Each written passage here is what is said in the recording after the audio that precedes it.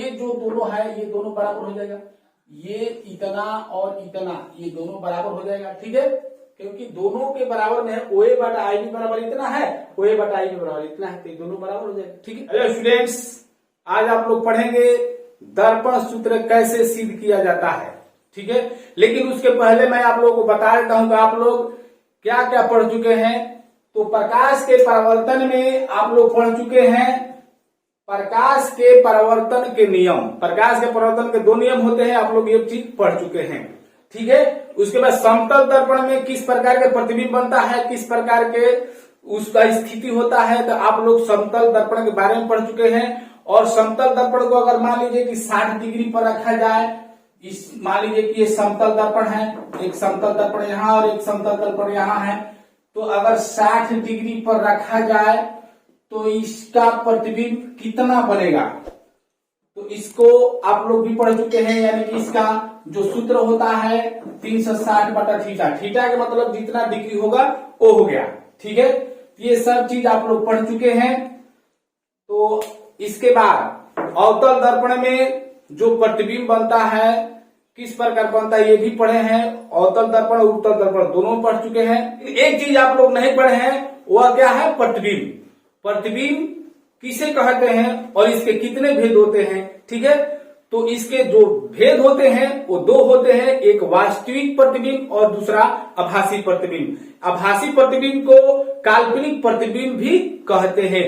वास्तविक प्रतिबिंब को अंग्रेजी में कहते हैं रियल इमेज, और आभासी प्रतिबिंब यानी काल्पनिक प्रतिबिंब को अंग्रेजी में कहते हैं वर्चुअल इमेज, ठीक है। तो इसके बारे में सबसे पहले हम लोग पढ़ लेते हैं।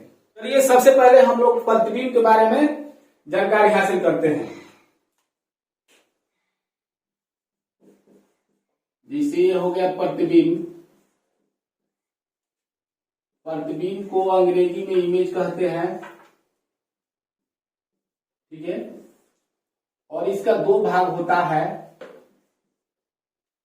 और एक होता है वास्तविक प्रतिबिंब,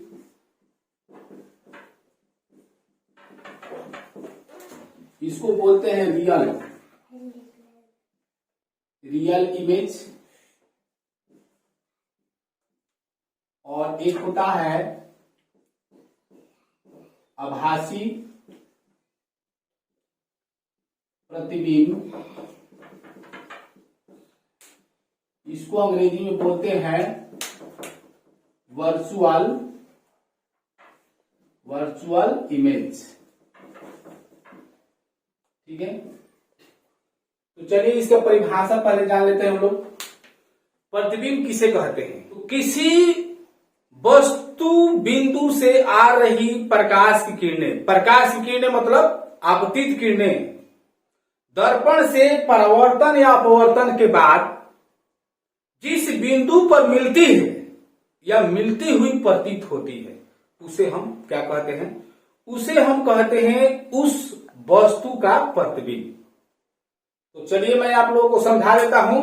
देखिए यहां पर लिखा हुआ है, किसी बिंदु वस्तु से आ रही प्रकाश की किरणें परावर्तन या अपवर्तन के बाद जिस बिंदु पर कटती है या कटती हुई मालूम पड़ती है उसे उस वस्तु का प्रतिबिंब कहते हैं, या उस वस्तु का प्रतिबिंब कहलाता है। आप लोग कुछ भी लिख सकते हैं, ठीक है। इसका दो पार्ट है, वास्तविक प्रतिबिंब यानी रियल इमेज, काल्पनिक प्रतिबिंब यानी कि आभासी वर्चुअल इमेज। तो देखिए ये दोनों का परिभाषा आप लोग खुद लिखिएगा, मैं आप लोगों को समझा देता हूं किस प्रकार आप लोग लिख सकते हैं। बहुत ही सिंपल है। देखिए आपको सीधा इसी प्रकार से लिखना है कि मान लीजिए कि वास्तविक प्रतिबिंब का परिभाषा लिखना है, तो आपको यही लिखना है, किसी बिंदु वस्तु से आ रही प्रकाश की किरणें परावर्तन या अपवर्तन के बाद जिस बिंदु पर कटती है, इतना तक लिखना है, जिस बिंदु पर कटती है उसे उस वस्तु का प्रतिबिंब कहलाता है। तो इसका परिभाषा हो जाएगा। और काल्पनिक प्रतिबिंब का परिभाषा क्या हो जाएगा, मतलब यहां से यहां तक पूरा लिखना है, और अपवर्तन के बाद यहां के बाद आपको लिखना है क्या, कटती हुई मालूम पड़ती है, ठीक है। इतना के बाद लिखना है कटती हुई मालूम पड़ती है, क्योंकि ये काल्पनिक है, आभासी है, इसको हम देख नहीं सकते, आभास कर सकते हैं, कल्पना कर सकते हैं कि प्रतिबिंब बना होगा। ठीक है, तो तभी तो इसको हम बोलते हैं काल्पनिक प्रतिबिंब। ठीक है, और इसको वास्तविक यानी रियल में हम लोग देख सकते हैं, तो इसको हम वास्तविक प्रतिबिंब कहते हैं। तो यहां पर आप लोगों को फिगर बना दूंगा, मैं आप लोग लिख लीजिएगा। ठीक है, देखिए एक बार फिर आप लोगों को समझा देता हूं कि यहां से लेकर यहां तक अपवर्तन के बाद तक दोनों के परिभाषा में लिखना है, और उसके बाद इसके परिभाषा में, वास्तविक प्रतिबिंब परिभाषा में, जिस बिंदु पर वास्तव में कटती है, यहां पर आप लोग लिख सकते हैं जिस बिंदु पर वास्तव में कटती है, उसके बाद लिख देना है उसे उस वस्तु का प्रतिबिंब कहलाता है। ठीक है, और काल्पनिक प्रतिबिंब में क्या करना है कि यहां तक तो लिखना ही है, शुरू से लेकर यहां तक, उसके बाद क्या करना है, उसके बाद कटती हुई मालूम पड़ती है, बस इतना सिर्फ छोड़ देना है, यानी कि यहां से लेकर यहां तक आपको छोड़ देना है इसके लिए। ठीक है, और इसके बाद लिख देना है। तो मैं उम्मीद करता हूं कि आप लोग समझ गए होंगे। चलिए फिगर मैं बना देता हूं वास्तविक प्रतिबिंब का, जैसे पीछे बनाया था, तो चलिए यहां पर तीर बना देते हैं, इधर से इधर गया है। चलिए काल्पनिक प्रतिबिंब के लिए इमेज क्या होगा, आप लोग परिभाषा लिख लीजिएगा, उसके बाद नीचे आप लोग फिगर बना सकते हैं। ठीक है, प्रतिबिंब के लिए फिगर बनाने की आवश्यकता नहीं है, क्योंकि इसमें दोनों प्रकार के फिगर आएंगे, तो 3 फिगर हो जाएंगे। तो देखिए अवतल दर्पण में ये मैं फिगर जो बना रहा हूं काल्पनिक प्रतिबिंब के लिए बना रहा हूं, इसमें 2 फिगर बनेंगे। ये मुख्य अक्ष हो गया, यहां पर P हो गया, ये F हो गया, और ये हो गया वक्रता केंद्र। तो हमने पहले भी बताया था कि जैसे प्रतिबिंब जब रहेगा P और F के बीच, यानी ध्रुव और मुख्य फोकस के बीच में जब रहेगा, तो इसका प्रतिबिंब जो है पीछे बनेगा, क्योंकि यहां से देखिए क्यों बनता है, ये प्रतिबिंब हो गया, यहां से जब ये दर्पण को टकराएगा तो ये कहां से गुजरेगा, F से। ठीक है, और C से वस्तु से C पर जाता है, तो वस्तु से C पर जाएगा ये, अब देखिए थोड़ा सा डाउन हो गया, वस्तु से जब C पर जाएगा, ये दोनों देखिए यहां पर फैल होता जा रहा है, मतलब कि चौड़ा होता जा रहा है, तो ये कभी आपस में कटेगा, और जब तक कटेगा नहीं तब तक प्रतिबिंब बनेगा नहीं। ये अपने दिमाग में अच्छी तरह से डाल लेना है। जब तक कटेगा नहीं, जब 2 किरण आकर एक दूसरे को काटेगा नहीं, तो वहां पर प्रतिबिंब नहीं बनेगा। तो यहां पर देखिए तो नहीं बनेगा इधर, तो ये क्या करेंगे कि ये जो है सीधा इधर आ जाएगा, और आभास सी करते हुए ये इधर सीधा निकल जाएगा। ठीक है, और ये जो है ये भी इधर सीधा निकल जाएगा, ये दोनों जाकर जहां कट जाएगा वहां पर प्रतिबिंब बन जाएगा। तो इसको बोलते हैं आभासी प्रतिबिंब, क्योंकि आभास के लिए ये रियल नहीं, हम देख नहीं सकते, इसलिए इसको वर्चुअल इमेज कहते हैं। और एक और फिगर बन जाएगा इसमें, जिसे उत्तल दर्पण।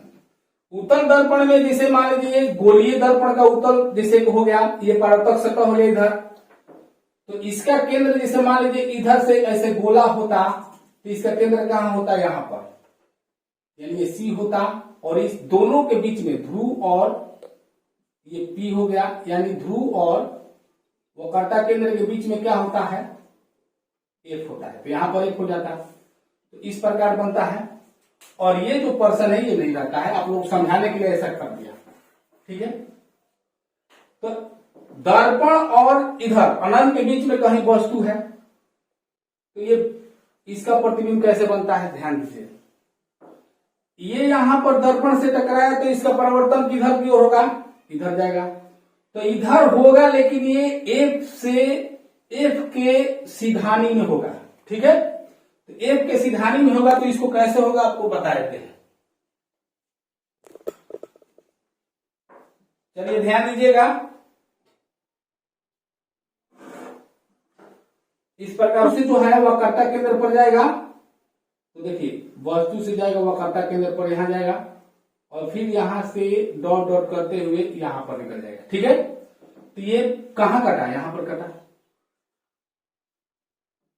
ठीक है, तो उत्तल दर्पण में जब भी प्रतिबिंब बनता है तो वस्तु से छोटा ही बनता है। उत्तल दर्पण में जब भी प्रतिबिंब बनेगा तो वस्तु से छोटा ही बनेगा, वस्तु से बड़ा नहीं बनेगा। लेकिन अवतल दर्पण में जब प्रतिबिंब बनेगा, आभासी प्रतिबिंब, तो वह वस्तु से बड़ा ही बनेगा। ठीक है, क्योंकि इसका रीजन आप लोग समझ रहे हैं। तो चलिए आगे हम लोग देखते हैं दर्पण सूत्र कैसे सिद्ध किया जाता है। चलिए देखिए क्वेश्चन, अवतल दर्पण में वस्तु की दूरी u, प्रतिबिंब दूरी v तथा फोकस दूरी f में संबंध स्थापित करें। तो आप लोगों को पता होगा कि फोकस दूरी, वस्तु दूरी और प्रतिबिंब दूरी किसको बोलते हैं। ठीक है, क्योंकि जो भी ये दूरियां हैं यह पोल से लिया जाता है, यानी कि ध्रुव से, P से। ठीक है, तो आप लोगों को आगे बता दिया जाएगा। वीडियो को लाइक जरूर कर दीजिएगा और शेयर भी कीजिएगा ताकि दूसरों को भी समझ में आ जाए। अगर हमारे चैनल पर नए होंगे तो सब्सक्राइब करके नोटिफिकेशन बेल को प्रेस कर दीजिएगा ताकि कोई भी नोटिफिकेशन सबसे पहले आपको मिलता रहे। तो चलिए देखिए, सबसे पहले हम एक फिगर बना लेंगे। मान लीजिए हम यहाँ पर क्वेश्चन का आंसर बनाना स्टार्ट करते हैं। तो सबसे पहले हम एक फिगर बना लेंगे इस प्रकार से, थोड़ा बड़ा बना रहे हैं कि ताकि आपको दिखाई देता रहे। ठीक है, तो यहां पर देखिए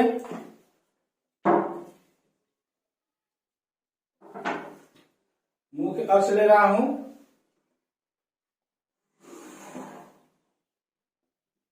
ठीक है, और P है ये, यहां पर F हो गया और बराबर दूरी ले रहे हैं। ये हो गया आपका F और ये वक्रता केंद्र हो गया।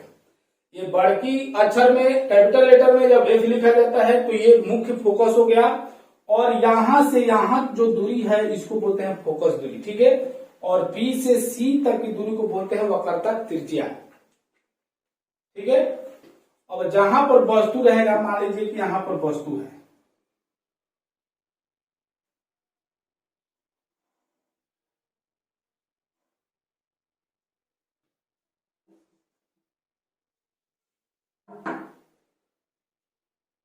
मुख्य अक्ष के समांतर बिल्कुल आती आती किरणें। ठीक है, और दर्पण से परावर्तन के बाद यह मुख्य अक्ष से गुजरती है।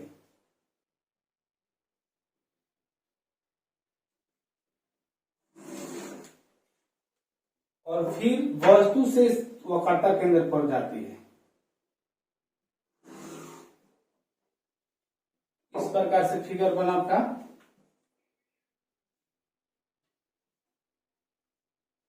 और ये हो गया इमेज।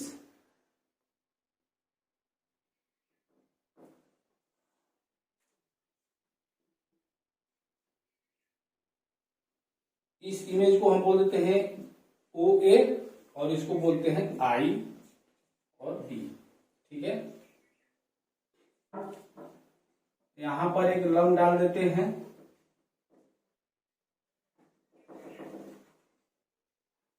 और इसका नाम दे देते हैं Q और इसको M लिखते हैं और MN एक हो गया अवतल दर्पण। ठीक है, तो ये जो दूरियां हो गया यहां से लेकर यहां तक, P से O तक जो दूरियां हो गया, ये क्या हो गया U। ठीक है, और दर्पण के सामने जो भी रहता है वो क्या रहता है, माइनस में रहता है, तो ये माइनस U हो जाएगा। ठीक है, और यहां से जो ये प्रतिबिंब है तो प्रतिबिंब की दूरियां हम यहां से यहां तक ले लेते हैं। मान लीजिए यहां से यहां तक जो है प्रतिबिंब दूरी है, ये माइनस भी हो जाएगा, माइनस भी हो जाएगा, सॉरी।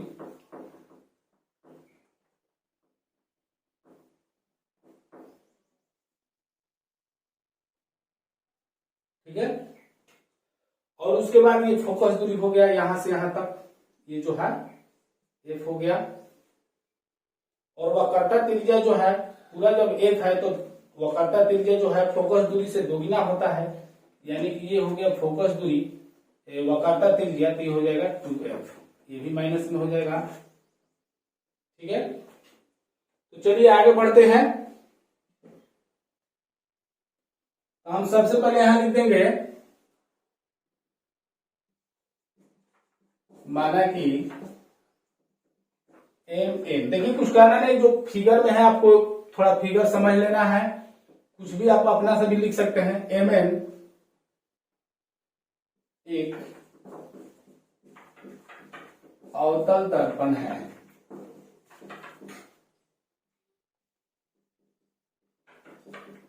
जिसमें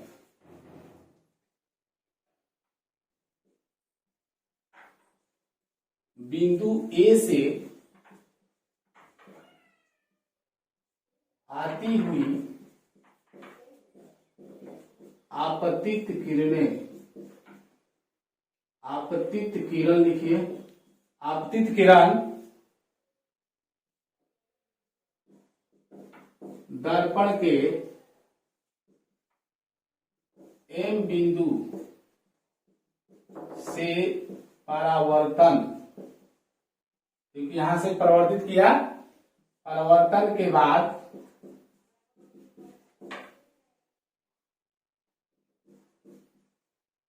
बिंदु एफ होते हुए बी से मिलती है।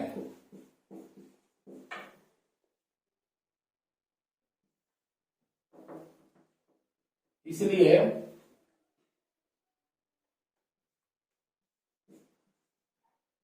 बिंदु ए का प्रतिबिंब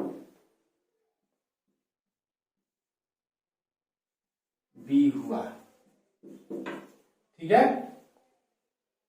बिंदु ए यहां से जो प्रतिबिंब इसका हुआ बी हुआ, यानी कि जो प्रतिबिंब बना, जो वस्तु ये जिसे ओ ए है, तो इसका प्रतिबिंब क्या बना आई बी। तो हम लिख सकते हैं अतः वस्तु ओ ए का प्रतिबिंब आई बी बना। ठीक है, देखिए यहां पर जैसे ओ ए सी और आई बी सी, यहां पर देखिए दोनों जो त्रिभुज है, ये त्रिभुज और ये त्रिभुज, ये दोनों त्रिभुज समरूप है, और यहां पर ये दोनों त्रिभुज समरूप है, और दोनों त्रिभुज समरूप कर देंगे आराम से, आपका जो सूत्र है सिद्ध हो जाएगा। तो देखिए यहां पर ये समरूप है, सिद्ध करने की जरूरत नहीं है, समरूप सिद्ध करेंगे तो बहुत लंबा चला जाएगा। ठीक है, और ये जो क्वेश्चन है मैट्रिक परीक्षा में 5 अंक आता है, और 5 अंक का हमेशा आता है। ठीक है, तो ध्यान रखिएगा, अगर परीक्षा में आ जाए तो आराम से आप लोग बना सकते हैं। तो इसको ध्यान से देखिएगा कैसे बना है। ठीक है, वीडियो को स्किप मत कीजिएगा, भगा भगा कर मत देखिएगा। कितना विद्यार्थी जो है सोचता है कि जल्दी जल्दी, आपको जल्दी जल्दी देखना है, आपको धीरे धीरे लग रहा है तो स्पीड बढ़ा लीजिए, लेकिन बिल्कुल भगा कर मत देखिए। तो चलिए आगे देखते हैं। ये जो दोनों त्रिभुज समरूप है, देखिए समरूप कैसे है ये, जैसे यहां पर ये जानते हैं कि मुख्य अक्ष के समांतर आपतित किरणें आती है, तो ये जो समांतर है शीर्षाभिमुख कोण से भी ये कोण इसके बराबर हो जाएगा। ठीक है, और ये जो कोण है इसके बराबर हो जाएगा, तो आपको आगे दूसरा देखने की जरूरत ही नहीं है।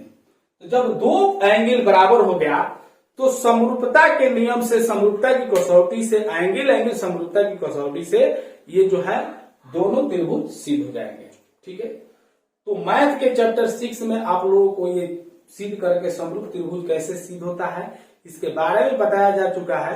इसके लिए इसका वीडियो बन चुका है, तो आप लोग मैथ के अगर 10th क्लास के विद्यार्थी हैं तो इसको आप लोग देख सकते हैं चैप्टर 6 में।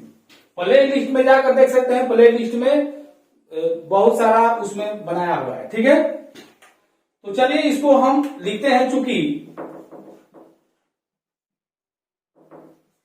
ओ ए सी तथा यहां पर लिखे चूंकि त्रिभुज ओएसी तथा त्रिभुज आईबीसी एक समरूप त्रिभुज है। ठीक है, समरूप त्रिभुजों के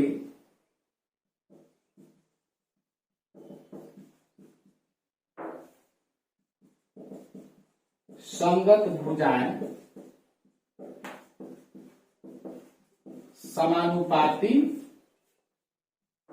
होती है। ठीक है, समरूप त्रिभुज के संगत भुजाएं समानुपाती होती है, यानी कि एक ही अनुपात में होती है।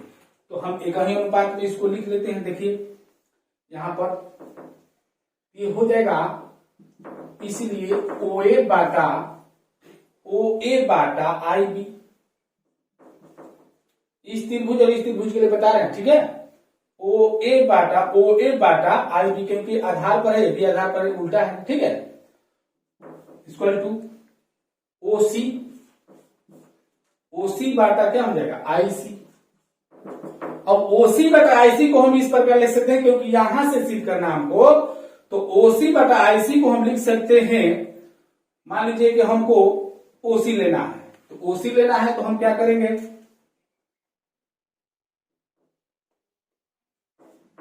PO minus PC, PO total, PO में से जब PC घटा देंगे तो OC हो जाएगा, बटा PC माइनस PI। अब यहां पर देखिए PC यहां में से टोटल में से जब इतना घट जाएगा, इतना, तो क्या बचेगा, CI बच जाएगा या IC बच जाएगा। ठीक है, तो इस प्रकार से इसको हम समीकरण 1 लिख देते हैं। ठीक है, इसी प्रकार ये जो दोनों त्रिभुज है समरूप है, तो हम लिख सकते हैं इसी प्रकार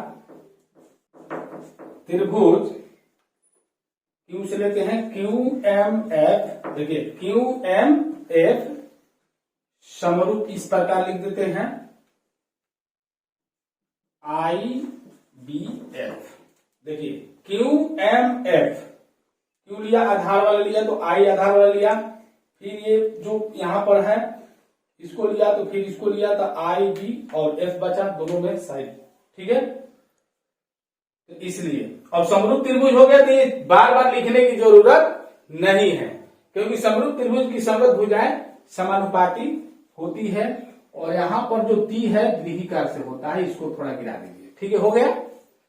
तो चलिए, तो क्या हो जाएगा, देखिएगा इस फिगर में ध्यान दीजिएगा, फिगर ही महत्वपूर्ण है। ठीक है, यहां से यहां तक दूरी F दिया हुआ है, उससे मतलब नहीं है, P से F तक मतलब ये जो दूरी दिया हुआ है। तो यहां पर देखिए इस त्रिभुज में और इस त्रिभुज में देखना है, इसको मिटा देते हैं। तो देखिए QM, तो हम सबसे पहले लिख देंगे QM समानुपाती होता है, तो QM बाटा क्या हो जाएगा IB। ऐसे भी देखिए QM बाटा IB। ठीक है, बराबर। अब फिर इसको देखना है, तो QF अब बाटा क्या हो जाएगा, QF बाटा क्या हो जाएगा IF। ठीक है, देखिए QF बटा IF हो जाएगा, QF बटा IF। ठीक है, समझ गए, तो QF बटा IF इस प्रकार लिख सकते हैं हम। ध्यान से देखिएगा, एक बार आप लोग समझ गए तो फिर आप लोग भूलिएगा नहीं। और बराबर, अब QF को हम क्या लिख सकते हैं, QF को तो QF ही लिखेंगे, QF को QF ही लिखेंगे। ठीक है, और यहां पर देखिए हमको IF लिखना है, तो IF को हम यहां से ले लेते हैं। IF को लिखना है तो हम लिख सकते हैं PI माइनस PI में से PF जब घट जाएगा तो आराम से बच जाएगा। ठीक है, या हम इसको लिख सकते हैं, अब यहां पर जो QM है, QM, ये जो QM है OA के बराबर है, तो QM जब OA के बराबर है तो हम QM के जगह पर OA लिख सकते हैं। ठीक है, तो हम लिख देंगे OA बाटा IB equal to Q F. Q F ही लिखिए यहां पर, क्यू एफ इसको लिखने की जरूरत नहीं, यहां पर लिखिए क्यू एफ बटा P I minus P A, जो कितने उतार दिया, और ये समीकरण हो गया 2। ठीक है, क्योंकि इसी के बदला में ये लिखाया है और इसके बदला में ये लिखाया है, तो ये समीकरण 1 हो गया और ये समीकरण 2 हो गया। अब यहां पर हम एक चीज लिख सकते हैं, जैसे कि मान लीजिए क्यू एम की जगह पर हम ओए लिखे हैं, तो यहां पर आप लोग लिख सकते हैं कोष्ठ में, चूंकि क्यू एम बराबर ओए, तब इसको समीकरण लिख दीजिए। ठीक है, क्योंकि यही समीकरण हो गई तो कोष्ठ में है। ठीक है, तो चलिए आगे यहां पर देख लेते हैं। यहां पर देखिए ओए बाटा आई बी बराबर है इतना, और ओए बटा आई बी बराबर यहां पर इतना हो गया, ये दोनों बराबर हो जाएगा। ठीक है, समीकरण 1 तथा 2 से। ठीक है, तो समीकरण 1 में ओए बाटा आई बी बराबर इतना है, तो ये जो दोनों है ये दोनों बराबर हो जाएगा, ये इतना और इतना ये दोनों बराबर हो जाएगा। ठीक है, क्योंकि दोनों के बराबर में है, ओए बटा आई बी बराबर इतना है, ओए बटा आई बी बराबर इतना है, तो ये दोनों बराबर हो जाएगा। ठीक है, क्या आप लोगों को पता है? तो हम लिख सकते हैं पीओ माइनस पीसी बटा पीसी माइनस पीआई।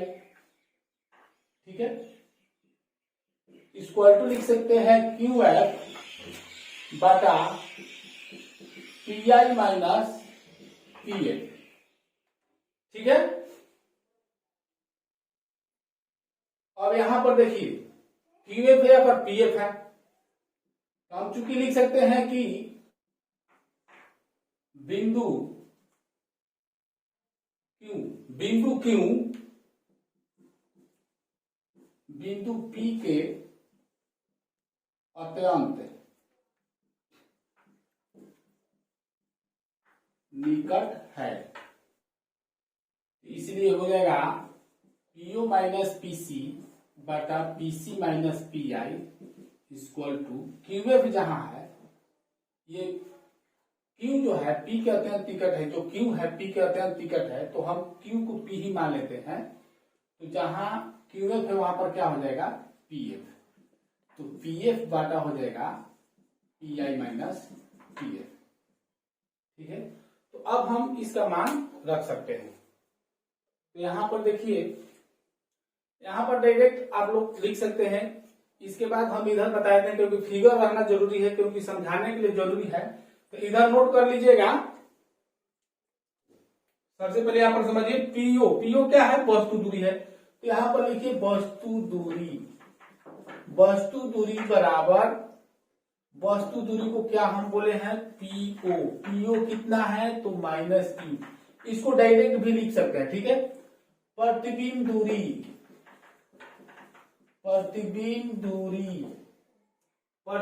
दूरी कहाँ है, यहां है पी आई, यानी कि पी आई बराबर प्रतिबिंब दूरी को क्या बोलते हैं माइनस भी, तो हम माइनस भी इसको लिखेंगे। फिर उसके बाद वक्रता त्रिज्या क्या है, देखिए P से लेकर C तक की दूरी को वक्रता त्रिज्या कहते हैं, तो वक्रता त्रिज्या क्या है -2f, क्योंकि यहां से लेकर यहां तक f है, तो ये -2f होगा, क्योंकि ये f होता है तो ये माइनस में ही लिखा जाता है, क्योंकि जो भी वास्तविक होगा दर्पण के सामने होगा तो उसको हम बोलते हैं वास्तविक, और वास्तविक में सभी चीज जो है माइनस में होता है। ठीक है, तो वक्रता त्रिज्या क्या है, वक्रता त्रिज्या पीसी है, तो ये क्या है -2f। ठीक है, और यहां पर हो गया पीएफ, पीओ को क्या बोलते हैं फोकस दूरी है हमारा फोकस दूरी, यानी कि पीएफ बराबर है -f। ठीक है, अब हम लोग आराम से लिख सकते हैं, देखिए यहां पर पीओ, तो पीओ कितना है -q, फिर माइनस है यहाँ पर पीसी देखिए यहाँ पर पीसी -2f है, तो माइनस है, तो हम माइनस कोष्ट में 2f लिखेंगे, क्योंकि यहाँ पहले से माइनस है, ठीक है, क्योंकि एक म्यान में दो तलवार नहीं रह सकता है, तो इसलिए यहाँ पर इस प्रकार किया जाता है। पीसी का मान क्या है, -2f माइनस पीआई। पीआई कितना है, देखिए ध्यान दीजिए, पीआई है -v, तो यहाँ पर कोष्ट में फिर देना पड़ेगा, बराबर पीएफ। पीएफ है -f बटा पीआई। पीआई कितना है, -v माइनस और -f यहाँ पर हो जाएगा, क्योंकि यहाँ पर भी पीएफ है, ठीक है। अब यहाँ पर पहले प्लस माइनस कर लेते, देखिए -u माइनस माइनस यहाँ पर +2f हो गया, अब बाटा हो गया -2f minus minus +v equal to -f, अब बाटा में हो गया -v, अब प्लस हो जाएगा -f, ठीक है। अब यहाँ पर हम कर देंगे तिर्यक गुणा, उसके बाद बन गया, कुछ नहीं करना है। उसके बाद देखिए यहाँ पर तिर्यक गुणा कीजिए, पहले कोई भी कर दीजिए, इसको भी कर लीजिए, तो इसमें हम करेंगे तिर्यक गुणा, तो यहाँ पर ध्यान दीजिए माइनस माइनस हो जाएगा प्लस, तो हो जाएगा 2f², ठीक है। इसमें किया तो क्या हो जाएगा, 2f² प्लस में हो जाएगा, और प्लस और यहाँ पर माइनस है तो हो जाएगा -vf, ठीक है, बराबर। देखिए इसमें करेंगे तो हो जाएगा माइनस माइनस प्लस, पहले इससे करते हैं दोनों में, तो हो जाएगा +uv, और फिर इसमें करेंगे तो हो जाएगा -2fv, ठीक है। फिर f से करेंगे तो हो जाएगा -uf, और फिर प्लस प्लस प्लस 2f², ठीक है। अब यहां पर देखिए 2f² इधर प्लस में है और उधर भी प्लस में है, तो दोनों कैंसिल हो जाएगा। देखिए -2f भी है और यहाँ पर vf है, तो f भी है, vf दोनों एक बात है, तो f भी लिख देते हैं, तो इसको इधर लाएंगे तो हो जाएगा माइनस है, तो इधर आगे क्या हो जाएगा, प्लस हो जाएगा, तो प्लस में हो जाएगा 2fv, और इसको लिख देते हैं -fv, इसको भी f भी लिखते हैं, कोई दिक्कत नहीं, बराबर। अब यहाँ पर देखिए uv और ये बचा -uf,